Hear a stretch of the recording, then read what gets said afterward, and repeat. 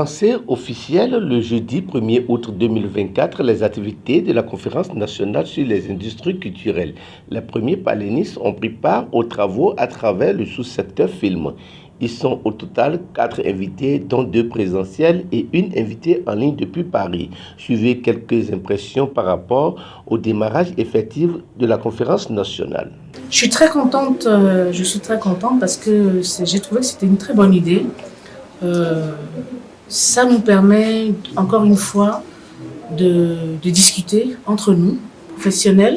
Ça nous permet d'échanger, ça nous permet de voir ce qu'on peut faire pour améliorer les choses dans notre secteur. Donc, je trouve que c'est une très, très bonne idée. Écoutez, ce qu'on peut retenir, c'est que tout n'est pas rose, ça c'est sûr. On a encore du chemin à faire dans ce secteur. Il faut essayer de voir comment, avec les membres du secteur, donc cinéma, audiovisuel et le gouvernement béninois, comment faire pour que cette structuration derrière laquelle nous courons depuis tant d'années se fasse. Et je crois que ça a commencé tout doucement et je pense que ça va se faire et qu'on va pouvoir enfin évoluer dans un environnement sain et serein.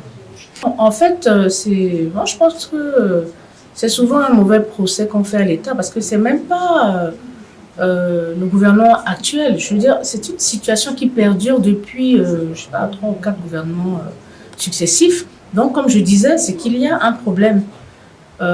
Et si l'État ne vient pas à nous, c'est peut-être parce qu'au début, nous n'étions pas fédérés, nous n'étions pas organisés, nous ne nous entendions pas.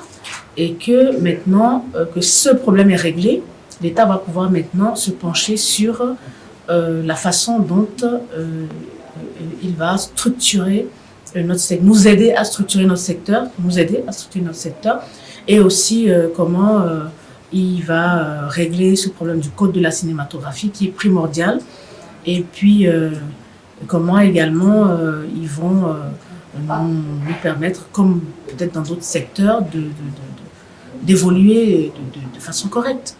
Félicitations déjà, parce que j'ai vu le nombre de professionnels dans tous les domaines de la culture, des industries culturelles et créatives au Bénin.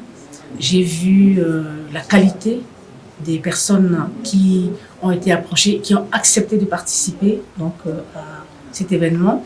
Et je pense que c'est au bénéfice donc, de la production. Et vraiment, je suis en admiration. C'est une belle initiative. Elle n'est peut-être pas la première, mais son modèle est encore innovant parce que les autres ne se passent pas comme ça. Je pense que le format que cette conférence a choisi, le fait d'être en ligne et d'être totalement numérique, est un format qui va peut-être aussi apporter un plus. C'est ainsi que quand on fait quelque chose, il faut toujours apporter, il faut améliorer quand on veut faire ce qui a déjà été fait. Et tant que les autres conférences ou bien séminaires qui ont eu lieu sur les mêmes thèmes, on n'a pas encore vu le bout du tunnel. Ça veut dire qu'il y a à faire. Donc cette conférence c'était bien à propos, c'est bien utile et je félicite les personnes qui ont initié cette conférence. Nous avons fait le diagnostic, nous avons dit ce qui ne va pas. On a dit ce qui va d'abord. Comme j'ai dit tout à l'heure, je vous ai expliqué qu'il faut toujours dire ce qui va. Il y a beaucoup de choses qui vont mieux dans ce pays-là parce qu'il n'y avait pas des écoles pour former des professionnels du cinéma. Il y en a aujourd'hui.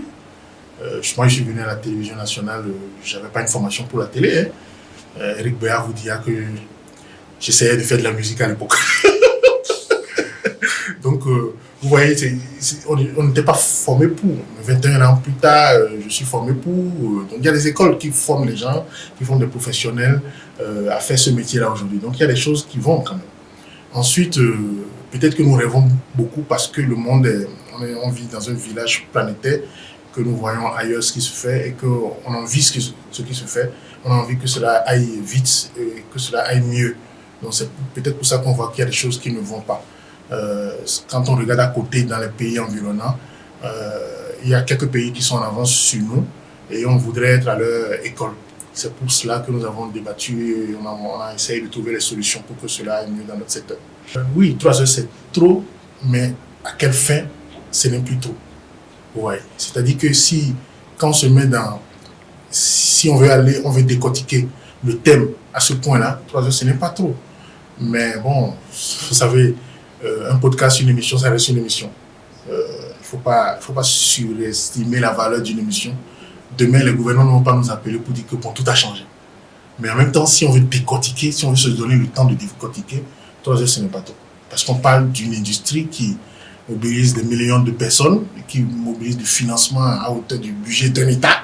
Donc, non, 3 heures, ce n'est pas trop. Mais en même temps, ça dépend de quel objectif on a derrière. L'ARA, on parlait tout à l'heure de personnes qui ont été pionniers dans le métier que nous faisons.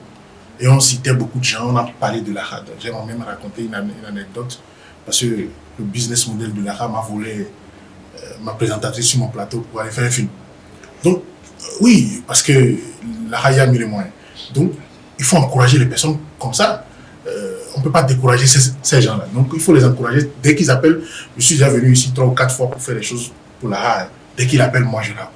Bon, c'est une initiative très louable. Je pense que parfois on avait des causées comme ça, entre nous on discutait, mais ce n'était pas filmé. Je pense qu'on n'avait pas des archives, si bien que même si on parle de il fallait faire ci, il fallait faire ça, c'est parfois de la paperasse qu'on écrit. Mais là maintenant, réellement, on a parlé, je pense que les dirigeants peuvent écouter pour savoir ce que nous pensons. C'est vrai que parfois nous sommes c'est comme des enfants dans une famille. Quand ça ne va pas, il faut qu'on dise au papa que ça ne va pas. Donc le cinéma béninois, les acteurs, les cinéastes sont prêts, mais ça ne va pas. Papa ne nous donne pas l'argent, papa donne l'argent à d'autres enfants. Donc on a essayé de parler de ça. Et aussi, on n'attend pas seulement l'État. On n'attend pas que l'État nous donne de l'argent, mais on n'attend pas que l'État verse de l'argent sur nous. Ce qu'on veut, c'est que l'État nous permette d'avoir un cadre formel dans lequel nous exerçons. Parce que c'est parfois difficile pour les cinéastes béninois d'avoir parfois des coproductions avec d'autres États. Parce que quand les gens viennent, ils se disent, mais vous, dans vos pays, il n'y a aucun cadre formel et tout, il n'y a rien. C'est compliqué. Donc il faut que nos gouvernants réellement prennent le cinéma à cœur et qu'ils sachent réellement que la culture, c'est un ensemble. On ne peut pas financer juste tel secteur et dire qu'on finance la culture, non. Il faut réellement prendre l'ensemble culturel, financer l'ensemble culturel pour que les acteurs culturels puissent participer au développement de la nation. Le code fait partie des mots, le manque de code fait partie de ce qui fait que ça n'avance pas, mais pas seulement. Je pense que juste le fait d'avoir un code ne représente pas tout ce qu'il faut pour que le secteur aille en avant. On peut avoir le code et regresser encore. Ça, c'est possible. Je pense qu'il faut le code, oui, et il faut surtout une volonté politique pour structurer les choses.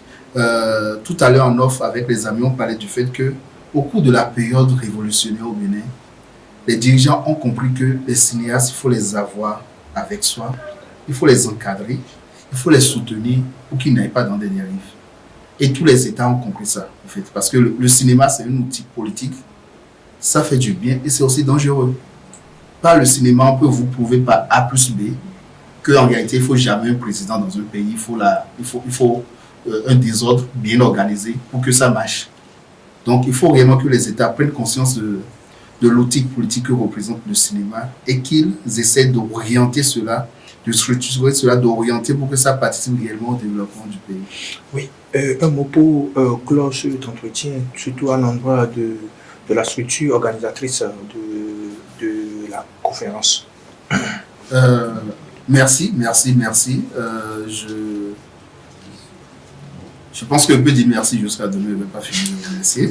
Parce que c'est louable comme initiative, comme je le disais dès le début. Et j'encourage ces structures à continuer dans cette lancée, que Culture TV, que la Édition permettent également aux acteurs culturels de s'exprimer comme ceci par exemple. Voilà, merci. Éric Perra, très ému, nous livre ses impressions à la fin de la première journée du lancement officiel des activités de la Conférence nationale sur les industries culturelles. Alors, je suis très ému parce que on y croyait, mais il fallait que ça commence. Donc, ça a démarré, c'est vraiment la joie. Tous les panélistes prévues sont là et c'est vraiment une très grande joie pour nous d'assister au démarrage de cette conférence nationale des industries culturelles qui est passée de l'étape de rêve à la réalité. Donc, véritablement, nous espérons que tout va se poursuivre correctement et que nous irons jusqu'à la fin. Nous avons eu des professionnels. Nous avons eu des professionnels qui connaissent le secteur. Ils ne sont pas choisis au hasard. Donc, ils ont présenté véritablement le diagnostic et puis ils ont proposé des approches de solutions. Et moi, je pense personnellement que ces approches de solutions seront relayées au niveau du grand public, au niveau de l'État, au niveau des institutionnels, au niveau du secteur privé, afin que les résolutions soient prises et qui est suivi. Et c'est ça qui est important aujourd'hui à nos yeux. La persuasion. Des gens comme vous, les journalistes. Vous savez, on dit c'est le troisième pouvoir. C'est très important de vous avoir avec nous. Et ça, c'est le moment aussi de vous remercier parce que vous avez pris la chose comme votre projet. D'ailleurs, c'est votre projet. Culture TV a initié, Culture TV est presse, donc c'est le projet de la presse. Donc avec la pression de la presse, si je peux m'exprimer ainsi, nous pensons que les autorités, les oreilles qui doivent entendre, entendront cette fois-ci et vous allez encore mettre la pression nécessaire pour que les résolutions prises soient actées. Voilà. Et nous sommes sûrs que l'État est aussi en train de comprendre aujourd'hui que les acteurs se prennent au sérieux et l'État prendra les dispositions nécessaires pour que des actions puissent être menées afin que cette industrie culturelle et créative béninoise devienne une réalité qui fait nourrir les acteurs et qui aussi fait gagner de l'argent à l'État.